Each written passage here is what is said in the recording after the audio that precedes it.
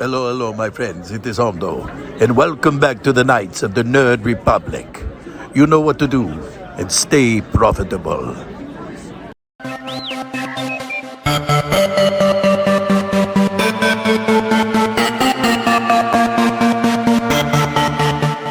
The Nerd Academy podcast is released weekly at 12 p.m. Eastern Standard Time, available on our website at www.thenerdacademypodcast.com and wherever you listen to podcasts.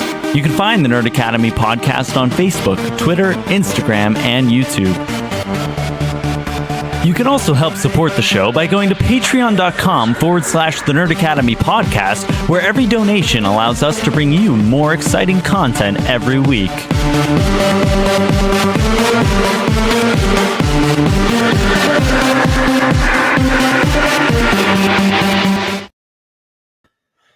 You know, I thought this episode this week was going to be fun.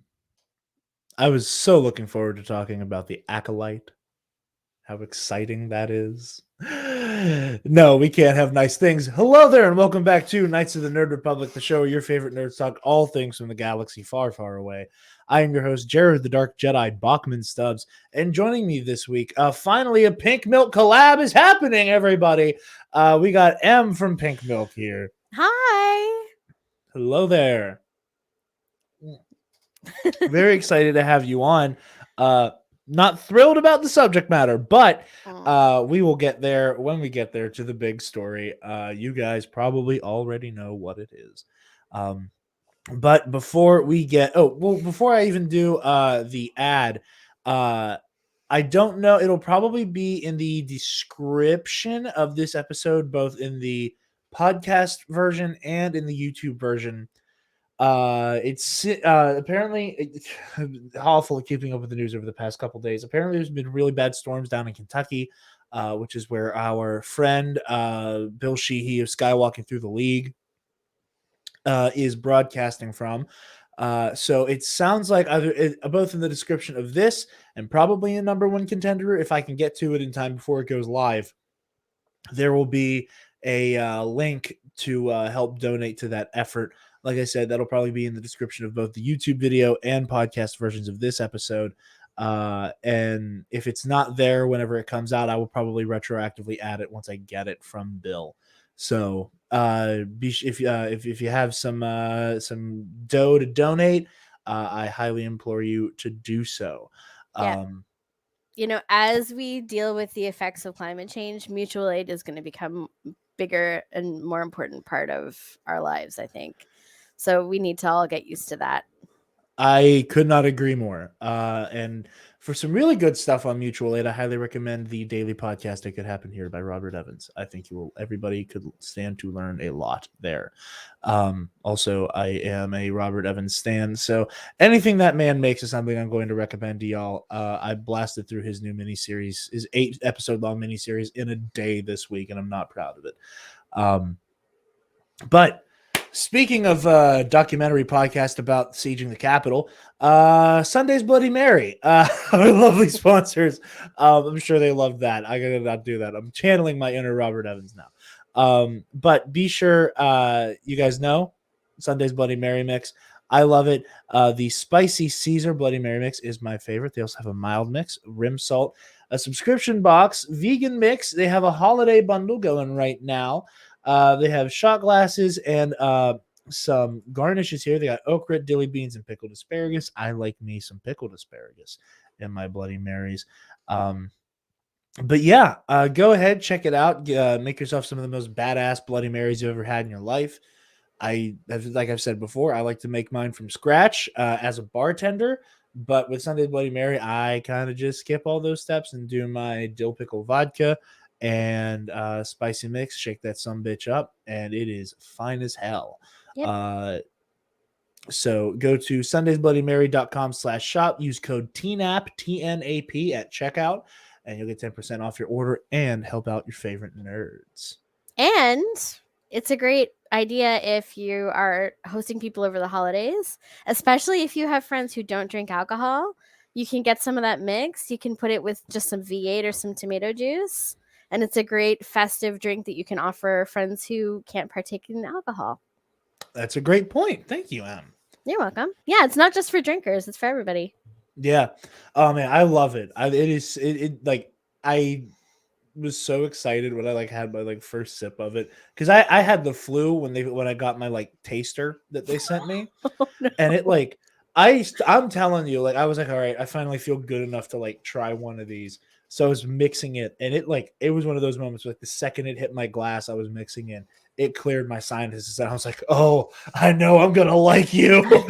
Yeah, that's amazing. It was so good. So highly recommend that.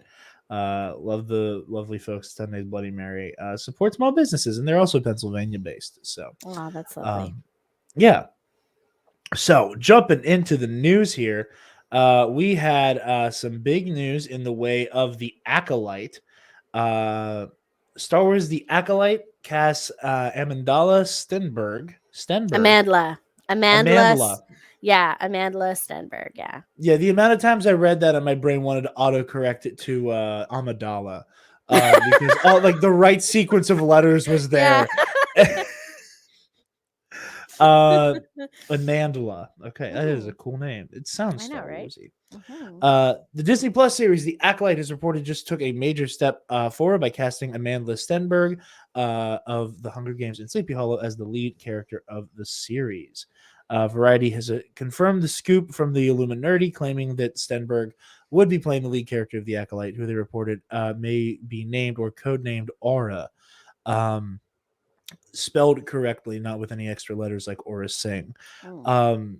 The Disney Plus series, written by Russian doll scribe Leslie Headland, is tied to the end of the time period known as the High Republic era, which represents the golden age for the galaxy.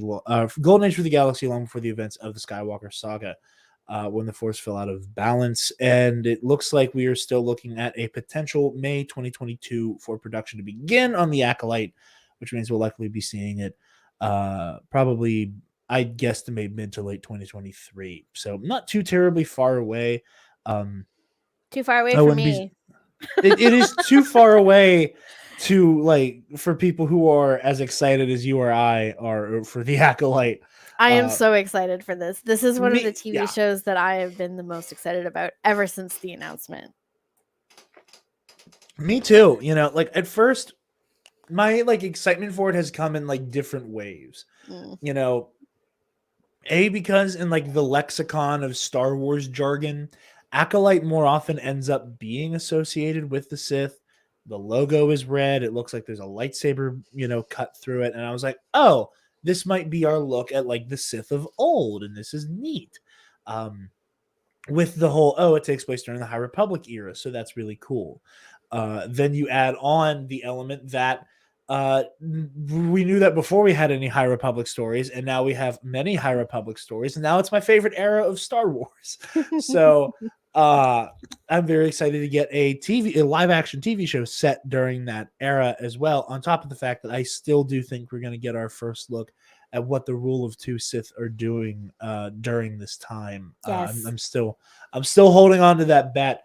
Whether or not we get any of the Sith, we know. I remember we, here on Nights, we've done a lot of, trying to like will this story into existence of being about Darth Bane and Darth Zana.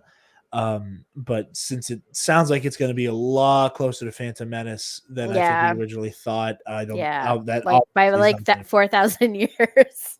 Yeah.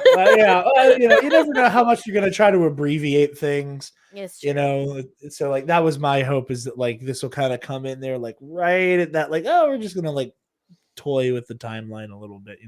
Darth Bane's like a slender samurai now, and not like this muscle bound like bald dude. Yeah. So anything can happen. It's true. It's true. Coming through on my side. Yeah, well, and I mean, I think it's great that they've cast a non-binary person of color in this role. Yes. Like, oh my gosh, these people need more work. Give them work. Put them on your TVs. Absolutely. I remember when I saw it, I was like, it was again in order. I was like, ooh, Acolyte casting. Oh, cool. Like, it's a non-binary person, which again, like for the High Republic, like I guess this is just the only era where there is this many queer people and people of color in the galaxy.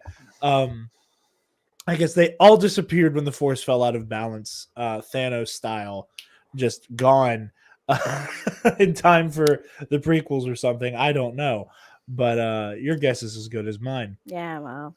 But then I also was like, oh, this isn't Hunger Games. I was like, holy shit, it's a little girl from the Hunger Games. Wow. Yeah, Which it's I thought was, Rue. Yeah. I was just so surprised by that. I was like, that's so neat. Made me feel old that this is what Rue looks like today. I had quite the quarter life crisis upon seeing, oh, that's the little girl from the Hunger Games now. Yeah. But I know. Yeah, they look amazing. They're gorgeous. Yeah, but I'm like the more I hear about this show, the more excited I get for it, and I'm Me too. really looking for. I want to go to like some Darksider planets. You know, like this ties into what I was talking about with Eli on In a Galaxy. Is like I want to go to like Moraband. I want to go to like Ashesri. You know? Yeah, I agree completely. I really do want to see like a full-fledged dark side story, because all the dark side stories we've gotten in canon so far happen with the backdrop of the Empire, and they're Empire stories before their Sith stories. Yes. You know, stuff like Lords of the Sith and Thrawn alliances. Like, it's very much driven by the conquest of the Galactic Empire with the added mystique of Vader simply being there, or the Emperor simply being there, that the Sith lore comes into play. Here, I want that to be the forefront. I'm really hoping that's the case. And even if it isn't end up being a dark side story, you know, the High Republic is so completely driven by the Jedi characters. We're still getting Force stuff. We're still getting Jedi. We're getting some. Yeah. Like, well, the High Republic stuff is it's like it's very spiritual, like the spirituality of the Jedi and the experience of being in communion with the Force is so central to the stories that we're getting. Like, so many of the stories seem to be sort of about, like, they're thematically, it's like, what does it mean to have access to this well of power, you know, and to be connected to things in a way that so many other people in the galaxy are not, you know, and have this awareness that is unique. So yeah, that's a great point. And I think that another thing that the Acolyte can offer is that, you know, I've been saying this about the High Republic since Light of the Jedi, and I'm definitely repeating myself, but there's something just so pure about the Jedi of this era. You know, like the description I used before was it's the kind of hope you only get from a good Superman story. You know, where it's that level of like, the good guys are here to save the day. It's what I thought the Jedi were when I was a kid. You know, and like seeing that actually be a thing, when you start to consider the rule of two Sith who are in the mix, you know, just in the background, we can't see them, we don't know what they're doing. I'm very much looking forward to a hysterically diabolical evil to be juxtaposed with this so incredibly pure good. You know, that I think is going to make for a very good time with the Acolyte. Speaking of Disney Plus stuff, real quick, yes, there have been more Book of Boba Fett trailers and promos. I haven't been watching many of them, and I wasn't trying to analyze anything, because I'm trying to keep myself clean going into the first season of Book of Boba Fett here.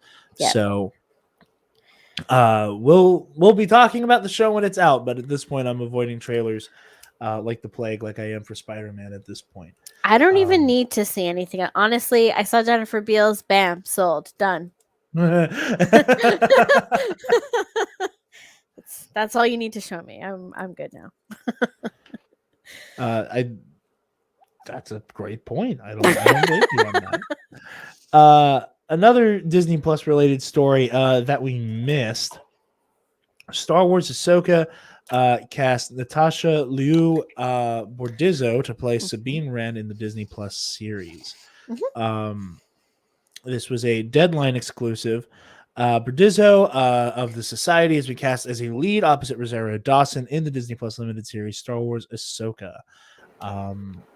So yeah, obviously, Sabine needs no introduction.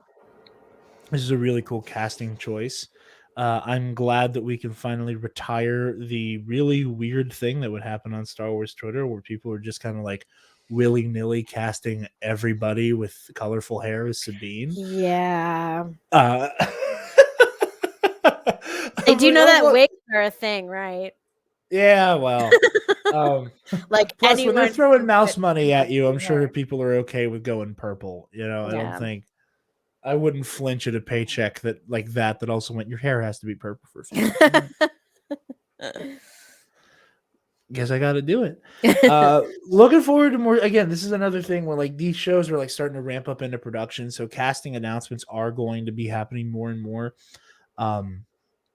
For stuff like the Acolyte and Ahsoka, obviously there are still the rumors about Mina Masood, I believe, live action Aladdin kicking around out there for Ezra Bridger.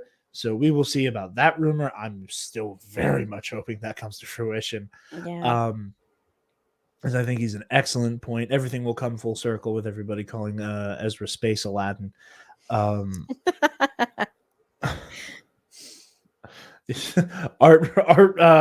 imitates reality on that one. Yeah.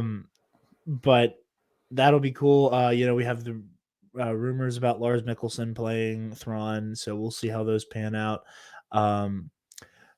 What mug was that? I think I have the same one. Is that that's the heat sensitive Ray one where her it's her heat sensitive lightsaber Ray. lights up. Yeah. I have a heat sensitive one. I have a heat sensitive Kylo. Me too. And I also have that one. where he's doing the weird like squatting thing. Oh no, I don't have that one. I have him. He's just kind of like lurking and looming menacingly. I love the weird art of him where he's like squatting with his lightsaber on for no reason. I just think that one's funny. It's from the Force Awakens stuff. I got one last year for Christmas from my little brother. It was really cool. Where it's Old Ben and Vader's showdown, where obviously when there's nothing in the mug, they're just kind of standing there pointing deactivated lightsabers at each other. Yeah. And then once something hot hits it, everything lights up. Their lightsabers are on, and there's like a flash from them, and then behind it, there's a Jedi symbol, and I think it's like a my powers become stronger than you could possibly imagine, and something from like there's a quote on it, and then like a giant Imperial symbol behind Vader. It's really cool, but like really quick, I just saw the gray on it, and I was like, hey, look familiar. But yeah. That's all the fun news we have this week. So here, hang on a sec. I want to show you my Kylo mug. Oh, I want to see your. I'm going to full screen you so you can show me your Kylo mug. Oh no! Here, this is the one. Oh, that one's sick. Yeah, I love that art. That was like one of my favorite promotional images, like of Kylo ever. Yeah. It looks so cool. It's very scary. And on the back, it just says Star Wars. There you go. For that brand recognition, in case anybody forgot. Yeah, right. In case you forgot, this is a Star War. So before we get into the weeds, we are just going to discuss what Star Wars Eclipse is. So we got a trailer during the Video Game Awards, which is a story we'll cover on the Nerd Academy main show. Some of the most empty, like toothless activism I have seen in a very long time of going, we're not going to invite anybody from Activision Blizzard here to this ceremony. They're all still nominated for everything. But we're not going to, just like the Grammys still nominating goddamn Marilyn Manson. Yeah, like Chris Brown and shit. Yeah. Oh my God. I'm a bartender. I hear Chris Brown music every so often. And like, there's a part of me just stops and it's like, how does this man have it? Cancel culture isn't real. It pisses me off. Like, this is completely unrelated. This shit isn't real. Like No. the amount of people who can just do the most heinous shit and then come back from it in a year. I can't. Nobody faces any consequences for anything. No.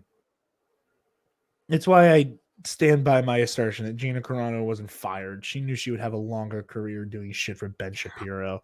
Yes. As well, and as Chase pointed out last night, like Gina Carano was not asked to leave because her beliefs were abhorrent, which they are. She was asked to leave because she wouldn't shut up. Yeah. Like she was a publicity problem. Yeah, exactly. Yeah. Her contract ran out and they were like, okay, good.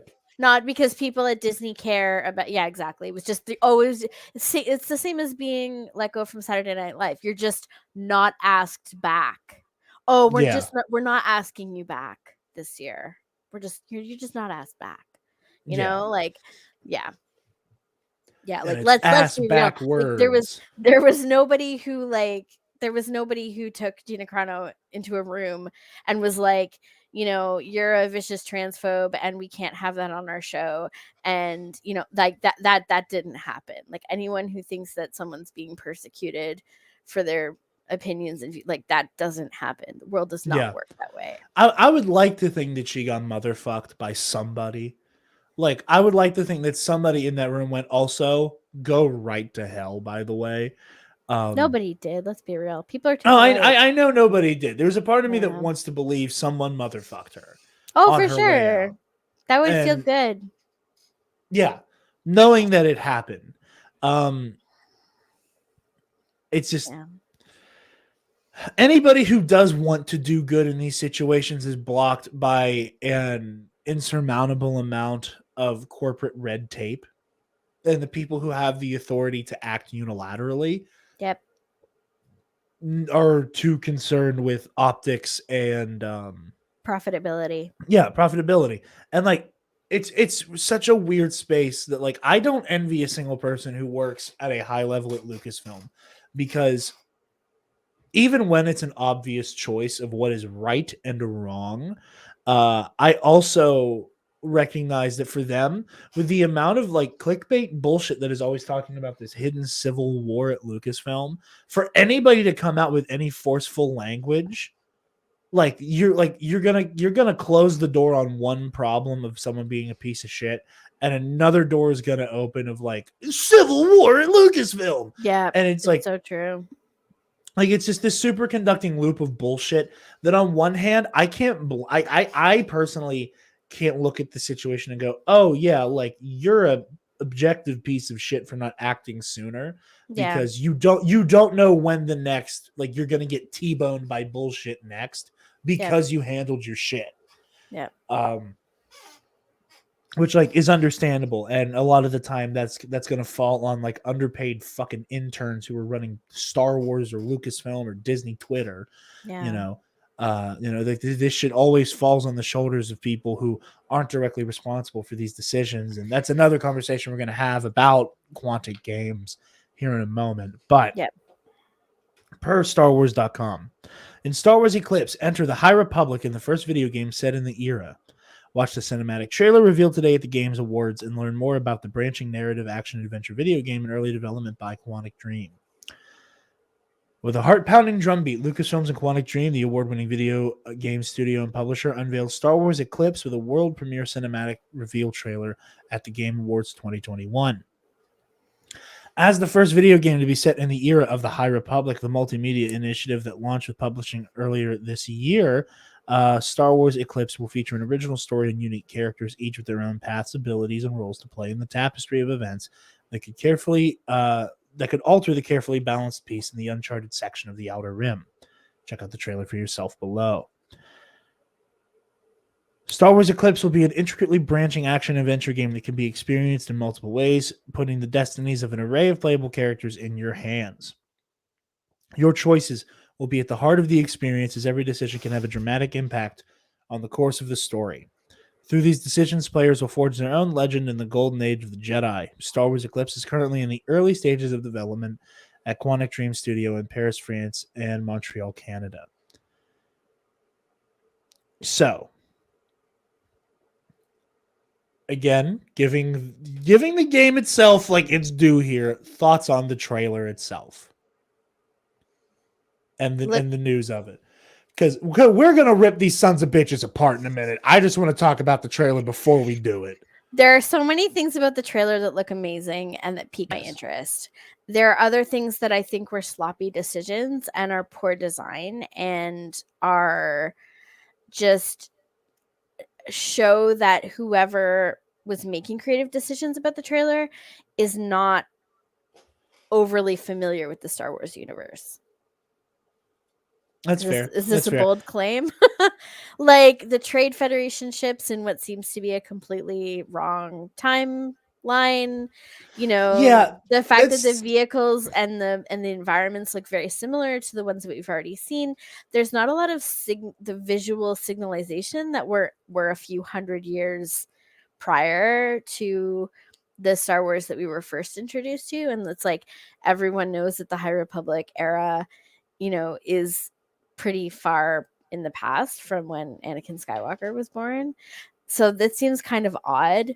And as I've pointed out already, you know, like it looks like there's some creatures that are the same race as Marchion Ro, but Charles Soule says that they're not. So it's like that was a bad design choice. You know what I mean? Like it's like having a Star Trek trailer with people with like pointy ears in the trailer, and you're like, oh, it's like Vulcans from somewhere, and then people are like, no, they're not. They're just random aliens. It's like, like you know, there's Jakku in the first Force Awakens trailer. Yeah, it's like that's true too. Yeah, it's true. It's like, you know, you have this franchise that already has a visual lexicon, and so when you take signifiers from that lexicon and you're using them in a way that's like disjointed or like that doesn't match the known semiotics, it's like that's bad design. You know, like the whole point of visual signifiers is to place the viewer, you know, is to orient them and to give them context, you know. And it's like if you think you know what's going on and you think you're developing some context for how this fits into the greater story of the franchise, and then you hear like, oh no, it's something completely different, it feels shitty. Like that's not a fun way of engaging with a property. The fun thing to do is to take the visual signifiers and to use them properly so that you're giving people context and you're whetting their appetite, you know, and you're sort of engaging them with the story and they feel like they know what's going on. Yeah, I absolutely see where you're getting at with that, and I had a couple moments like that too. Like I remember when we see like the Lucre Hulks, you know, and like it's literally like it's the same droid control ships and it's the same landers. I had the same like initial reaction, like, huh. Where again, and that's the thing with the High Republic era is that like how long how long before the Phantom Menace is the cutoff, right? You know, like because we don't know the definitive end of the High Republic era, for all intents and purposes, the Naboo crisis could theoretically be the end of the High Republic. Like that's true. That could be that moment. And there's a part of me that like was slightly numb to it because like how many times in Star Wars have we seen, and again I'm going to bat for them, just like the way I took those moments where it's like how often in Star Wars are there these moments where it's like here's this piece of ancient technology that we're still using, like, you know, we pick up lightsabers that are hundreds of years old that, you know, click on immediately, and a part of me was just like, oh neat, like this is how long the Trade Federation has been using this type of you know, space equipment. But the thing is, like, part of the story of the High Republic is that they have a big reset. Yeah. And it's like, okay, so if a huge part of the storyline is that there's a huge reset in regards to technology for story reasons, like, why would you continue to show the same identical technology? And you know what I mean? It's like, I don't know. It's like if the whole point of the story of the High Republic is that it takes place in a whole different era and life is different and things are so different, and then you look at the visuals and it's more of the same. So how is it like that's just, I feel like that's just bad design. Like, you know, when you're designing the visuals for something like this, you need to signal visually that it's a different era and that things are different, you know, and contrast that with, you know, the monk that you see at the beginning of the Boba Fett trailer. Like that is using Star Wars semiotics properly. You know, Yeah. it's like you see the monk crawling along the rocks and you're like, oh, I know what that is. I know who that is. That is very cool. You know, lurking around Jabba's palace. It fits perfectly. It fits perfectly with what we know. And it gives us, like, it anchors us in time and place and anchors us within the story using a visual and using a symbol that we already are familiar with, you know, and that's how you do it properly. It's just seems like this trailer just went in the total other direction. Yeah, and you know, and I keep finding myself like trying to go, like hearing what you're saying and going, oh, that's really interesting, and like recognizing like I interpreted something differently, and I don't want it to sound like I'm trying to defend the trailer in any way, and like No, multiple have your times. opinion. You know what? Everyone, like, we're here to talk about something Oh, I know. interesting, and so we should like all present our cases in an intelligent and concise way. I agree with you. There's a part of me that's like having like the cognitive dissonance of like this trailer like really got me going, aside from the obvious reason. Oh my gosh. There's not to go to the defense of the people who made the trailer. I also think there's an element of, because the general population is not going to be super familiar with the High Republic, they kind of got to greatest hits it a little bit, which makes sense on one level. And like I said, I give it a chance. I don't want to, you know, that I'm trying to avoid using that phrasing, but I think there is a way where it can neatly fall into the aesthetic of the High Republic. Again, especially considering that it's like a cinematic trailer, and this isn't necessarily like, this is indicative of what the gameplay will look like, but not necessarily a one-to-one recreation. Yes, as often happens with video game trailers. Yeah, very, very like, often. Yeah. I know Alex Damon from Star Wars Explained, when he did his trailer breakdown, obviously, like, and it's like the thumbnail of the article itself here, that like the two Jedi sparring on the bridge. I was just going to talk about that. I was going to say that actually I think that is a really good example of showing of using visual signifiers in an interesting way to show like this is a different era, like this is a different type of Star Wars, and yet having the familiarity, like you said, like for people who aren't necessarily like fully, you know, like totally nerd out over everything Star Wars. It's like, okay, people see lightsabers, everyone knows Star Wars, but the fact that they're doing the sparring on this sort of like, I mean, it looks like Theed almost, you know, like that's the sort of architecture that you have going on, which is most of like visually for us, a lot of what we have seen already in Star Wars is lightsaber battles in places like on starships, and you know, like everything is metal and there's like neon lights, and you know, and like that's the sort of visual that we're used to seeing, and you know, like and so to see a lightsaber battle in this sort of like really naturalistic environment with classic architecture, like those juxtapositions are what gives it freshness. And I totally agree with you, like that image, that visual, like that was really appropriate. Like if everything had hit that tone in the trailer, I would have been like, mwah, you know, that, and like the one shot of the two Jedi where it looks like an army's like barreling down on them, and there's like the yellow curved hilt, and then like the person who, and granted, you know, I have Lord Hoth on the mind because we just used him in the Patreon Versus series, but between like the fur cape and the blue lightsaber, a part of my brain went, that's giving me big Lord Hoth vibes, and I'm into it. Yeah. You giant Jedi man.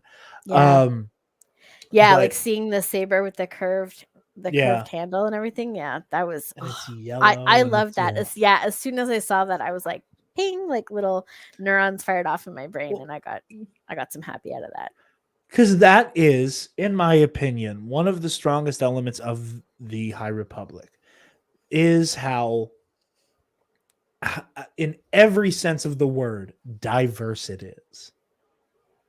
In terms of like in-universe diversity, that there are all manner of species present.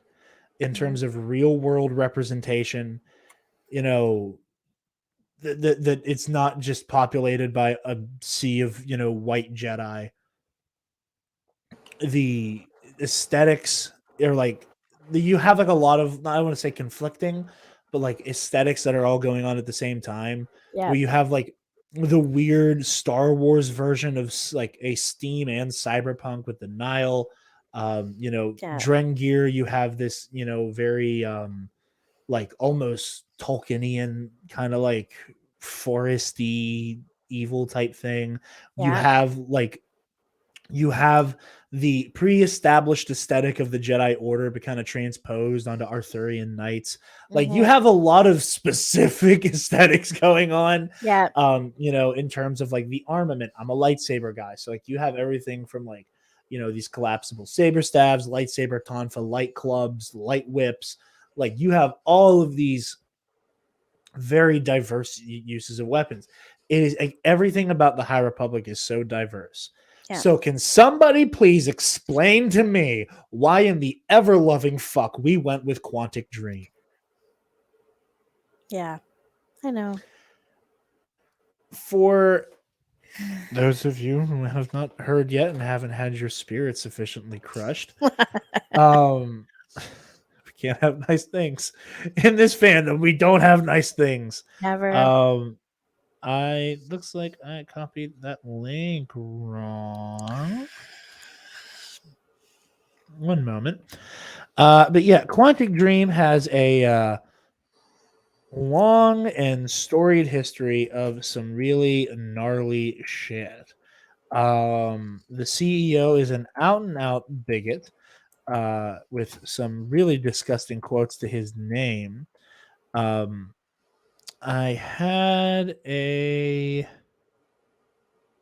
second link. I don't need to use the Polygon one. So while this boots up, I know last night at time of record, this will be going out on Sunday. You went into detail on some of Quantic Dream's dirty laundry, as it were.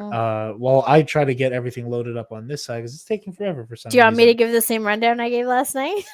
Go for it, man. Okay. Fucking go for it. Okay, so Quantic Dream as a studio has been problematic for a very long time, and they have a pattern of concerning behavior. So they've been involved in several labor disputes. For the sake of accuracy, and so that nobody will actuallys us, we need to point out that one of the court cases regarding a hostile work environment was actually found in Quantic Dream's favor. But, we know that just because something is legally permissible doesn't mean it's morally correct. And, also if you want to look at the failures of the legal system in addressing the violence done to marginalized people, all you need to do is look at the fact that O.J. Simpson was a free man for a long time, and so is Kyle Rittenhouse. So, like court verdicts mean nothing, basically. And honestly, most of the time, if somebody says that something happened to them, 99.95% of the time, you can count on the fact that they're being truthful. And so basically, and also hilariously, some of the documentation that Quantic Dream submitted in order to exonerate themselves in that court case ended up incriminating them in a different way. So they can't even prove their own innocence. Love when that happens. Without... I was going to say, I found I found an article that kind of runs through the details here that we can dive into, so that we're not just going off the cuff. Yeah, sure. Obviously, I trust you, but that way there's like a clear documentation of it. Yeah. And for anybody who's wondering how far this shit goes back, this article was published in 2018. Oh yeah, and some of the allegations go back to 2013 of their poor behavior. So This is per Kotaku, Ethan Gatch. According to Le Mond's report, all of this is in French. God damn it. By the way, of Le Monde. Yeah. Okay. Le Monde. Titi croissant. By way of Eurogamer, 5 former employees filed a complaint in the spring of 2017 against the company and one of its employees for circulating degrading images. In February of 2017, a trove of 600 photoshops of various employees that were homophobic and sexist in nature, and some of which even included Nazi symbols, was discovered by an IT manager who had been the subject of one of them. These files dated back to 2013, with some of them even displayed in the open spaces, although studio heads David Cage and Guam Day. What the shit, Guillaume. man? Guillaume. Just call him Guillaume. That's what Guillaume. Chase did. Cool. It's the French version of William. I really wish Spencer was here. We make Spencer read all the weird names. I don't want to say weird names. Names that are hard for us to pronounce. Names that make us feel weird because we can't pronounce them. I understand. And we put Spencer on the hook for that because he always feels bad because he always messes it up. Not that I'm any better. You're good. We can still see you. There's a little flashing there. Okay. The first order is blocking her transmission, everybody. Yeah, basically. I'm gonna fix my thing. Okay, just hang on. Okay. No, you're good. Continue describing the sins of Quantic Dream. These files dated back to 2013, with some even displayed in open spaces, although studio heads David Cage and Guillaume, last name N.A., claimed they weren't aware of the offensive ones. You can see a small sample of these types of Photoshops discovered over at KNR PC. One includes a picture of a male stripper with David Cage's head holding a power tool with a dildo affixed to the other end of it. Despite 83% of the 180-person studio behind Heavy Rain and Beyond Two Souls consisting of men, Cage told Le Monde that Quantic Dream was not like a rugby locker room. That is a direct quote. Yeah, okay. We believe you. Not. It's been a bad year to exist in a locker room because you can just say that, like, we say shit in locker rooms. It's just horrific and it's fine. Yeah, okay. Just got death to all of them. Anyway. According to an email sent on February 27th, 2017, obtained by Le Monde, Deformé recognized that the Photoshops had existed for years and were a mistake. The outlets reported that for the employees who filed the complaint, the issue was less with particular instances of offensive office jokes, but rather the overall toxic work environment that allegedly they were born from. This includes allegations of long work weeks, sexual misconduct at work parties, and occasional racism. Occasional racism. Honestly, look, just here and there. I live here, so I can say this, but French, there's a huge racism problem in French culture. I mean, there's a huge racism problem everywhere. It's a unique flavor. It's hard to describe. Yeah. Like, I've lived in Quebec for a very long time, and it's I find that it's more the racism that comes from French people is more xenophobic in nature. Like, they're not like us. I've heard the same thing from English people, that it's a similar flavor of that, Yeah. Sometimes because America is dumber in all things, there's a part of me that wishes that just like internationally all bigotry was just as dumb as American bigotry. And it could all come back to like the same like bullshit dog whistles that have been like disproved and hyper explained that we all know what every it's different. code It's different means. everywhere. It's different everywhere. It's God damn it. Everybody stop having your own brand of racism and have good old dumb American racism. Yeah. You quote me on that. Did you have more details to add? Yeah, 2 people told the paper once that after reviewing surveillance footage of a burglary at the company, Cage asked an employee of Tunisian descent if one of the perpetrators in the video was their cousin, calling these charges and others absurd. Cage told Le Monde per Eurogamer.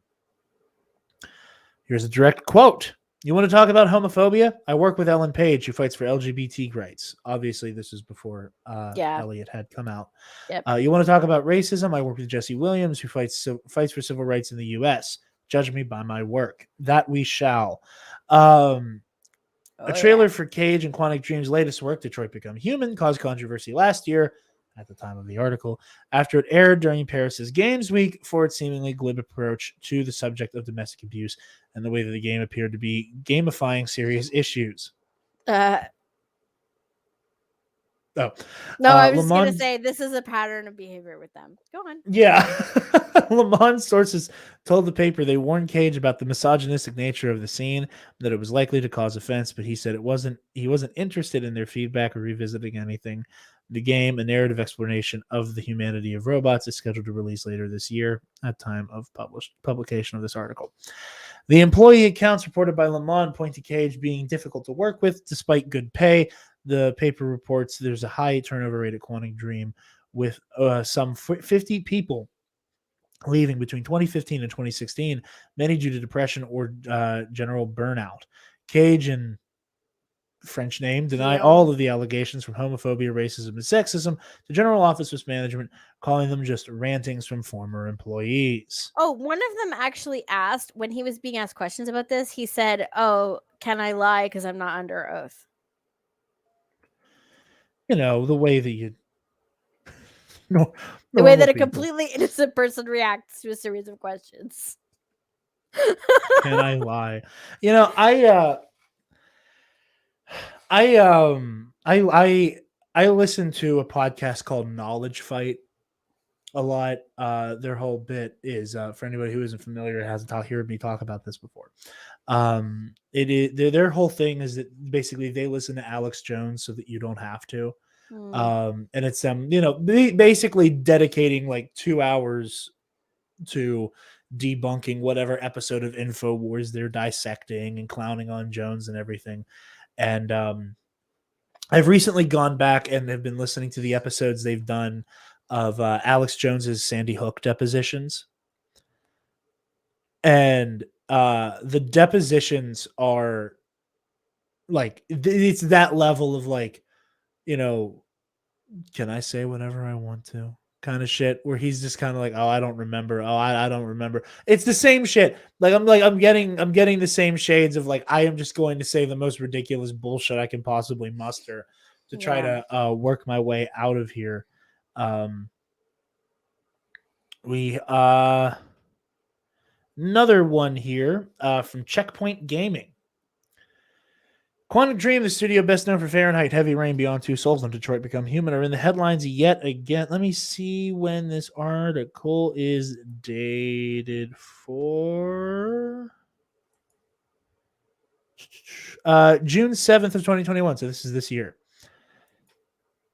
An ongoing lawsuit brought by Quantic Dreams against French publications Le Monde and Mediapart has brought to light a number of quotes attributed to the studio director David Cage.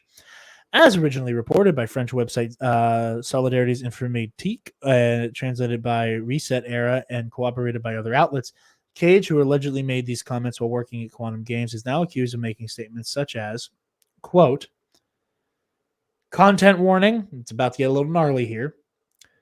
In any case, in my games, all women are whores. And another quote, at Quantum Dreams, we do not make games for fags. As the quotes were reported in French and have been translated into English, there may be something lost in translation. Unfortunately, the translation is close enough that there is little room to interpret the language as any less offensive. The French words translated, it's the equivalence of from English to French.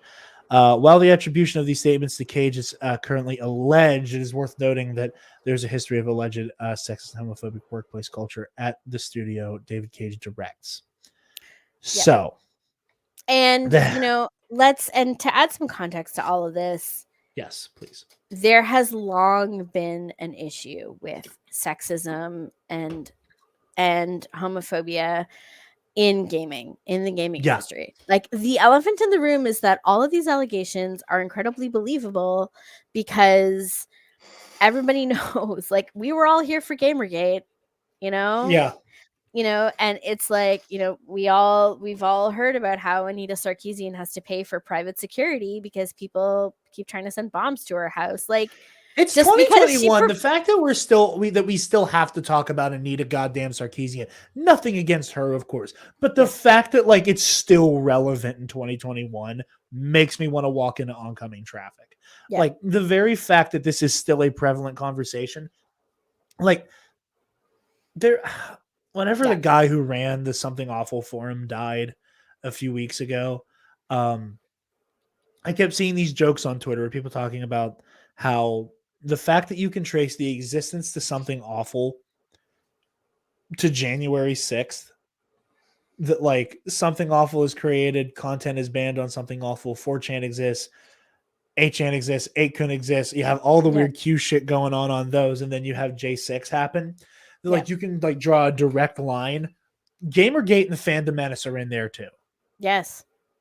Without Gamergate, you don't end up with this media empire that is your Geeks and Gamers, the Quartering, Doomcock, all of these scum-sucking sons of bitches. You don't get them without Gamergate and some of this like weird, deeply, unshakably misogynistic boys club culture. Yep. And toxic masculinity, as you were saying. I'm speaking over you. I apologize. No, it's all good. You made some excellent points, and that was an important contribution. So it's like the thing is, to people who are coming from the outside and who are thinking like, whoa, like these accusations, it's going from like 0 to 60. It's because we didn't really start at 0. Like we're always at 40. Really good way of putting it. It's like, because it's a known issue. We know that wealthy white men, especially men in tech, have a misogyny problem. Like, it's there. Like, it exists in the culture. Like, we know this. We live in a misogynistic, homophobic, transphobic, cis-centric culture. We know this already. It's already out there. It doesn't need to grow from like a little tiny seed in the ground. Like the sapling is already, it's growing. It's there, So when someone comes along and puts a star on top of it, it's not a surprise. Yeah, you're very right. Yeah. And so it's like the whole thing with Quantic Dream, it's like, yeah, okay, like it's a few articles, whatever, like in some random court cases, but it's like, this is not, it doesn't just mean this one incident. This is an indicative of an existing power structure and a long-standing attitude that is out there in the world. And even like to take it even further, there are other studios. There are places where people make and program video games that might not be perfect, but they're not like that, which means that someone chose this. Someone at Lucasfilm looked at Quantic Dream and was like, yeah, seems fine, seems all right. And best case, it's just because they didn't do their homework or they put out an RFP for it or something and Quantic Dream was the most affordable option. Or worst case, they're doing this on purpose because they're trying to court a demographic that feels affinity to, the alt-right and, the misogynistic, homophobic element that exists in the video gaming industry. And this ties back to what we were saying previously about how the trailer seems kind of disjointed from what the material we've already got from the High Republic, which I talked about last night. It's like the market for books, the demographic for books is different from the demographic for video games, or at least it's perceived to be, in marketing circles. And so it's like, it feels, obviously, I will never know if this is true. I will never know if this is for certain. But it feels like a marketing decision was made to be like, oh, like all the gay stuff, like that's okay for the books, for the little bookworms and the nerds. But, like when we're doing something with a big platform that's going to have wide appeal like a video game, we got to put all those freaks and weirdos back in the closet. So I think it's funny, that read of the situation, because I almost the exact reverse There's a part of me that feels like there might be an effort to save face here because Mm. of the amount of games that there has been an outrage over, either be it legitimate or not legitimate, obviously, but be it genuine or not. The amount of, The Last of Us 2 Mhm. type shit where we're gonna lose our goddamn minds because this woman is built like a brick shithouse and the female main character has a girlfriend. Mhm. That Star Wars, Lucasfilm, again, I hate accusing people of that kind of like soul sucking vapidness. That there might be an attempt on Quantic Dream's part to be like, hey, let's do the stuff with the really gay space wizards. You know what? I like that.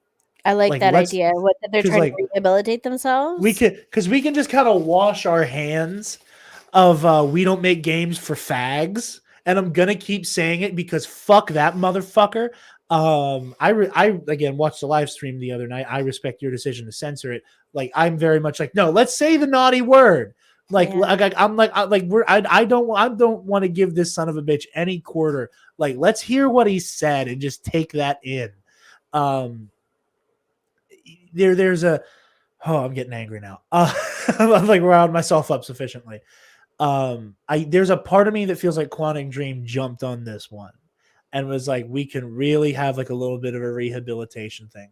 And the thing that infuriates me so much, and I'm going to reiterate what you guys said the other night on the stream. Like, how people handle this is their decision. I have already seen a great deal of my friends, colleagues, people I respect, all go, I'm not touching Star Wars Eclipse with the 10-foot pole. Mm-hmm. And I completely respect that decision. There's a part of me that in this, like, and I know it's paradoxical, there's a part of me that's like, I'm not gonna let you gatekeep from me my favorite flavor of Star Wars. Yeah. You don't get to keep this from me. I love that. I love that you're so like positive and optimistic about this. And I love that you are framing this as Quantic Dream trying to rehabilitate themselves, because that is such a hopeful interpretation. And I love that. I wish we'd had some of that last night because we were all. I wish I didn't work Friday night so I could come on y'all's show. It would be such a great change of pace. When we want to take when we want to take a break in the springtime, we'll tape some bonus content ahead of time. We'll release it. I love that idea. But no, there's you don't get to keep this from me. You don't. You know what? I'm maybe I give you guys a couple bucks in the end, but like, you don't get to keep my favorite kind of Star Wars away from me because y'all are pieces of shit and Lucasfilm can't vet a company to save somebody's life. Yeah. That's you don't get to do that to me. And to anybody who wants to play this game so desperately and like doesn't have it in them to buy it knowing who did this, guys, there's gonna be used copies in a week. Not a red cent of used copies of this game will go to Quantic Dream. Yeah. Remember that. There will be used copies within a week. You will have the people who sit down, play the game, beat it in one night, and sell it back to GameStop or sell it back to wherever. You will be able to find this game used.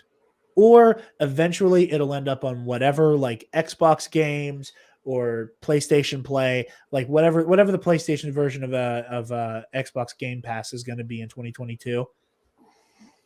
You will be able to find this game for like a penny eventually. Yeah. In the same year Fallen Order came out, you could buy it for $20. Yeah. And again, like, I know some of these solutions result in like giving them the money, but at the very least, wait until you can do it, like, and you don't give them as much. Like, if you really want to play this game, because there's a part of me that just feels like it is so unfair for us to punish ourselves because these people are sons of bitches. And not even these people. There are artists and people who work at Quantic Dreams who aren't pieces of shit. It's the leadership, Like most people currently working in game design are people like myself or M, or like who just like who aren't just cool with casual misogyny, homophobia, and racism, who aren't these out and out vicious bigots like Cage is. I feel like there's a part of me, and again, like this is me, and if anybody like relates to how I feel about this matter, or agrees with me or whatever, like that's great. And if you disagree, again, folks over at Imperial Senate Pod, they're like, we will not cover the news, we will not cover the game, we will not touch this shit with a 10-foot pole. Mhm. I respect that completely. Yeah. I have nothing but respect for that decision. Yeah. And I'm never going to criticize them for making that choice. Yeah. For me personally, it is very much a matter of there are people who are working on this game who are putting their heart and soul in it, completely in good faith, out of love for the game and for the franchise. And I want to consume the work of the people who made it. Yep. And I don't think it's fair to them, and I don't think it's fair to us, the fans, to miss out on what will be the most immersive piece of High Republic content, period. Mm-hmm. Yeah. And even if they drop the ball on the High Republic element, like I know you're slightly fearing with like how it kind of doesn't meld aesthetically. Even then, this is our chance to have, like, before we get the KOTOR remake, like the kind of game where you get to like kind of choose your path as a Jedi and shit. Like they said, true. like there's, we get to live our Star Wars in the High Republic era. Fuck them. This belongs to us. Yeah. And since we will have choices, like I said on Twitter the other day, I better see a whole lot of queer people in space doing queer shit in space. Like, fuck them. Fuck them, fuck them, fuck them. Space is like, gay. Space is so gay. Like, I'm going to do with this what I did when I played Assassin's Creed Valhalla. I am going to kiss and screw every dude that I can. Like, you cannot stop me from being I was a queer-ass Viking in Valhalla. I'll be a queer-ass Jedi here. Why? Because David Cage can go suck fucking Dookie. Fuck him. I hate him. This shit is so absurd, and it is so frustrating. You don't get to take this away from Star Wars fans, especially queer Star Wars fans. Yeah. We said that on the same. We said similar on Pink Milk. Like, honestly, everyone has their own journey, and it's intensely personal how you deal with the experience of societal homophobia, and whatever people need to do, like, we totally respect that on their journeys. If you're someone who never wants to hear the words Star Wars Eclipse ever again, that is fine. If you're gonna buy the game, buy the t-shirt, play the whole thing, like put 220 hours into completing it, like, and live tweet the whole thing, go for it. Whatever you want to do, however you want to deal with this in your own way is totally valid, and when we support you. And I think that two things. One, I think that one of the best ways we can, put our own desires into the discourse here is by doing what we did about Gina Carano. Yeah. Is doing, like, never let this shit stop trending. Never let the conversation die down. We as a fandom need to put the pressure on them to, at the very least, acknowledge the shit. Which, like, again, we made Disney do. Like we were talking earlier, like, did anybody, like we will never know what actually, like, what the conversation between Carano and Disney and Lucasfilm looked like. Yeah. We will never know what it actually looked like. There's a very, very cynical, keep your hopes low interpretation you can have of that situation that I can't blame anybody for having. Mm-hmm. And you can also hope that somebody went, we don't want you to be a part of this anymore. Yeah.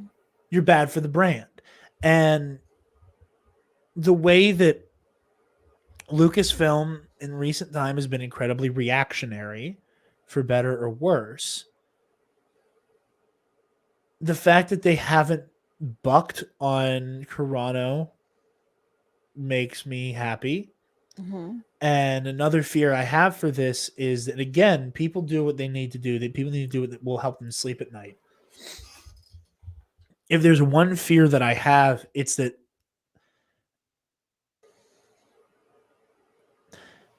Lucasfilm will learn the wrong lesson from people not wanting anything to do with this game. And that we're going to have like what happened between The Last Jedi and The Rise of Skywalker happen again. Where it was like, oh, people didn't like us like doing things. So here is the written and directed by Reddit movie that a lot of people didn't like. And surprise, surprise, the people you kind of pandered this movie to hated it anyway because they were gonna hate it. Yep. Because you didn't magically make Luke the lead. Yeah. You know,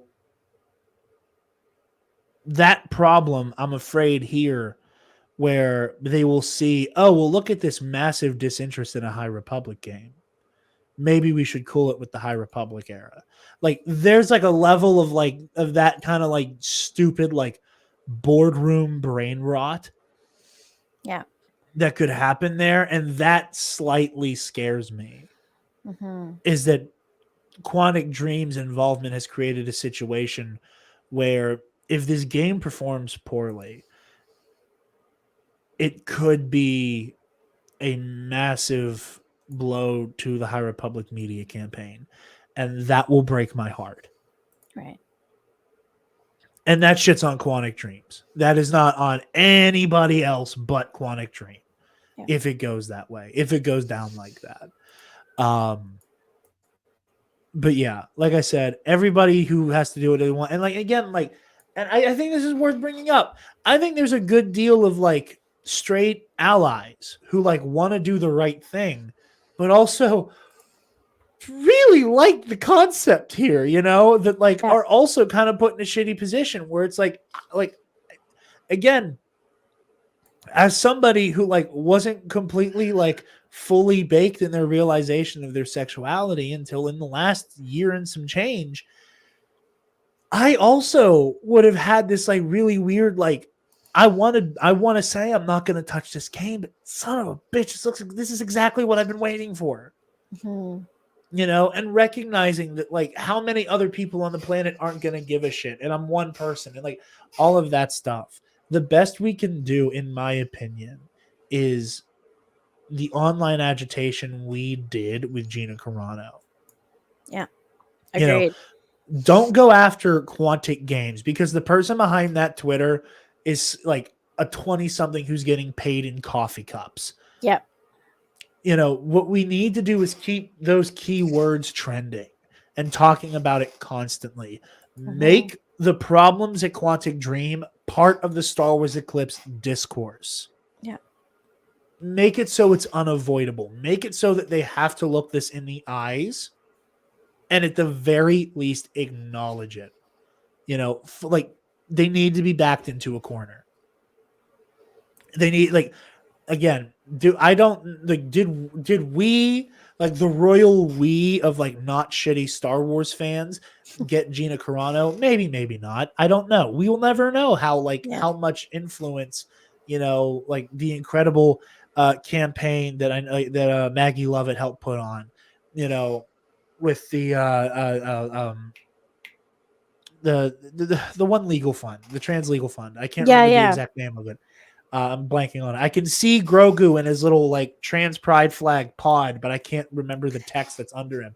Was it called More of Us? I don't remember, and I feel like an ass. I know, me too. I'm blanking completely. I'm having. I can't. Morning brain blank. I know it was a legal fund, something like that. You know, we're like maybe not like a direct charity because there isn't like a direct thing that's kind of like on display here, you know, with Gina Carano. The last straw was the beat bop boop shit. And that's where it was like, okay, well, it was for the Transgender Law Center. Thank you. I love how I was like a word, like 2 words away, and I thought it was something with like a bigger name than that. I'm a moron. Nobody listened to me. That's why I have so much on having guests like Em on, because they kind of, perfectly balance as all things should be. I'm an oaf and she's brilliant. But No. that's how it is with everybody who's on this show. I'm an oaf and they're all brilliant. I'm good at putting other people on screen with me. That's my talent.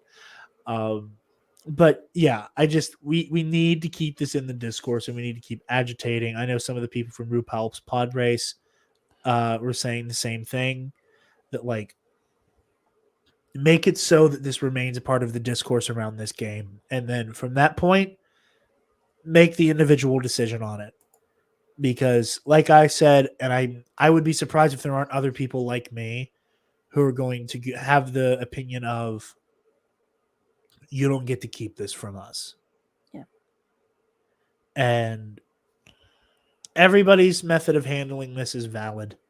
And at the end of the day, Quantic Dream, fuck you. Lucasfilm, do better.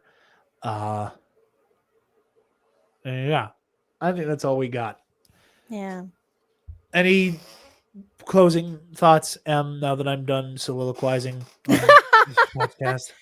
Like, I mean, the story of Star Wars has always been a story of like, rebelling against unearned authority. And I feel like when people think that might, like Star Wars fans who think might makes right, have completely missed the message of the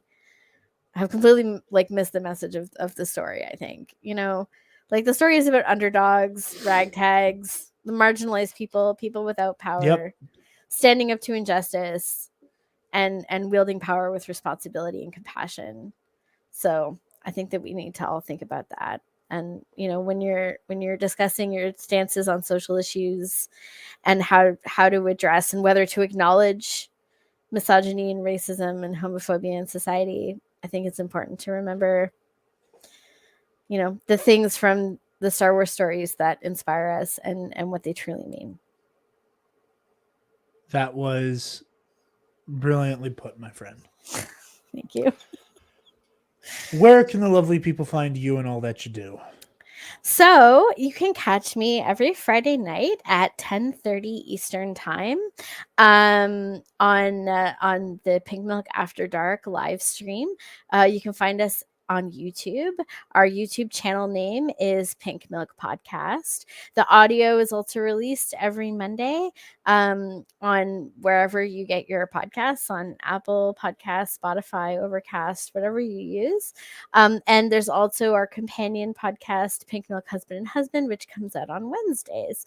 So if you're interested in hearing more Star Wars content and analysis from a queer perspective, you can join Brian, Mark, Chase, and I in the Steam Room on Friday nights. We'd love to see you there. And you can put us in your ears via the podcast if you want to enjoy, while you're driving and whatnot. You can also find me on Twitter at Hutsleia, HUTTSLEIA. Yes, it is a pun on Hut Slayer. Just to clarify. During Podathon was the time I finally got to like meet the Pink Milk people, like backstage at Podathon. And again, for those of you who peek behind the curtain as to what's actually going on in here, there's the table my laptop sits upon, and then there's a table in front of me that has like some of the mics like rammed into it, that has the soundboard, a monitor that I'm looking at there, and the camera directly in front of me. And I'm over here at a distance and I'm trying to read her and I'm like not wanting to move it over here because I like being able to look up and make it look like I'm looking at people. And I'm like, does that say hut slut? And I'm like thinking it says hut slut, and I'm like, that's funny as hell. I'm like, I'm like, okay, hut slut is so much more clever, I love that so much more. But I was like, all right, I got to remember that hut slut is still an available Twitter app. It matches my tattoo. I have a Hut Slayer tattoo. Wait, so. let me full screen that. I can't quite see. Oh, that's badass. That is kick ass. Thank you. Of course. Yes. Please, everybody, go check out Pink Milk. They're lovely people. I know. This collaboration has been a long time coming, and if it weren't for the fact that I work Friday nights, I feel like I already would have been a regular on After Hours or After Dark, rather. So We'll find a way. We'll shoehorn you in somehow. Oh, we will make it happen. Absolutely. Yeah, please go check them out. I think it's a very, very, very, very, very necessary voice in this community.